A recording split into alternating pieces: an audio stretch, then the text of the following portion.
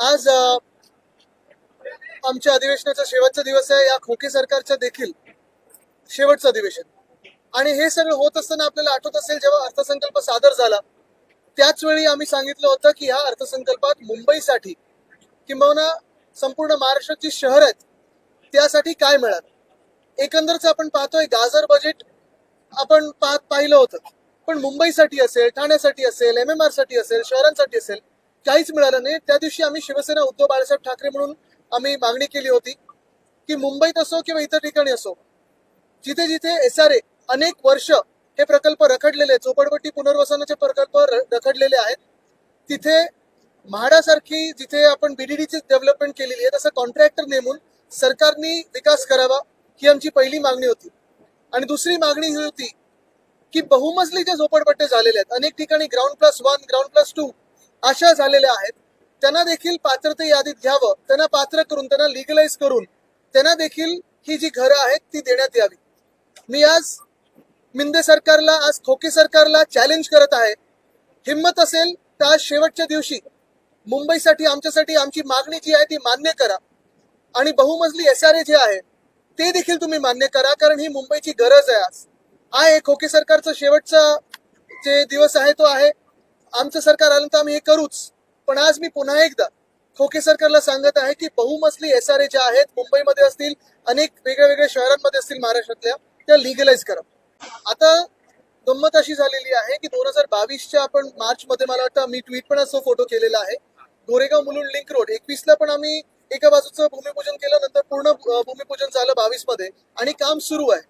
पण ते काम सुरू असताना एक ते ट्विन टनेल आहे, त्याच्यातून एका टनेलचं टेंडरिंग झालं होतं. मुंबई महानगरपालिकेने ते काम अवॉर्ड देखील केलं होतं.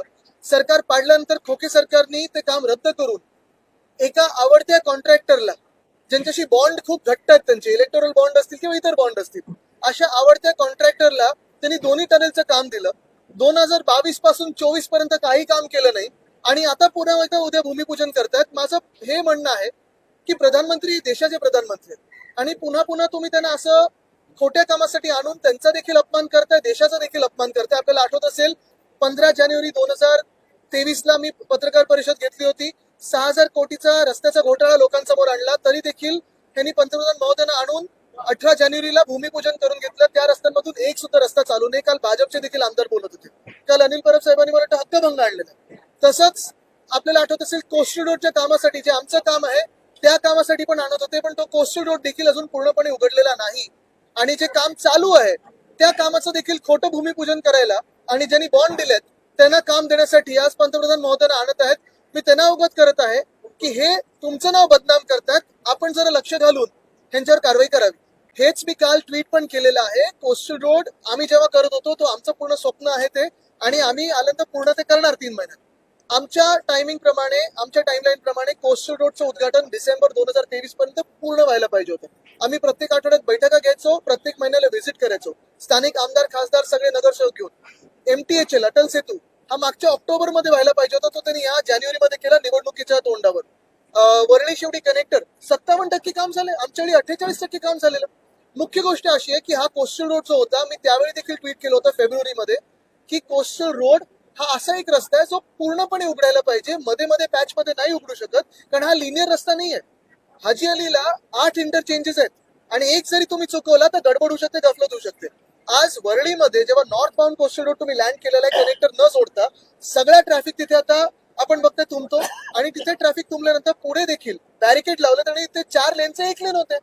म्हणजे म्हणजे मला समजतं मुख्यमंत्र्यांना ह्याच्यात काही समजत नाही आणि त्यांनी निवडणुकीच्या तोंडावर केलेलं आहे, पण अधिकाऱ्यांनी तरी त्यांना समजून सांगायला पाहिजे की बाबा असं होत नाही.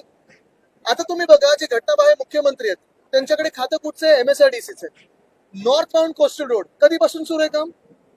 15 पासून. एक तरी पिअर कॅप लागलेली दिसते का 10 वर्षामध्ये की 9 वर्षामध्ये? नाही दिसत आहे. कोस्टल रोड आमच्याकडे होता, आम्ही 82% पूर्ण केलं होतं. तसंच आपण पाहिलं असेल समृद्धी महामार्ग, हिंदू सम्राट बाळासाहेब ठाकरे समृद्धी महामार्ग कोणाकडे होता खातं? आता जे मुख्यमंत्री त्यांच्याकडे. खड्डे कुठे पडलेत, क्रॅक्स कुठे आलेत? जो रॅम्प नंतर अटल सेतूवर झाला कोणाच्या कार्यकाळात झाला? त्यांच्या कार्यकाळात झालं. ठीक आहे, मला कळतं तुम्हाला खातं कळत नाही, खातं समजून येत, तुम्हाला इंटरेस्ट नाहीये, खोक्यांसाठी तुम्ही, धोक्यांसाठी तुम्ही, कॉन्ट्रॅक्टरसाठी काम करता, पण हे सगळं होत असताना लोकांची थोडी तरी काळजी घ्या. माझी पुन्हा एकदा मागणी राहील की बहुमजले जे SRA आहेत त्यांना रेग्युलराईज केलं गेलं पाहिजे. तुम्ही पाहत आहात विस्टा न्यूज मराठी.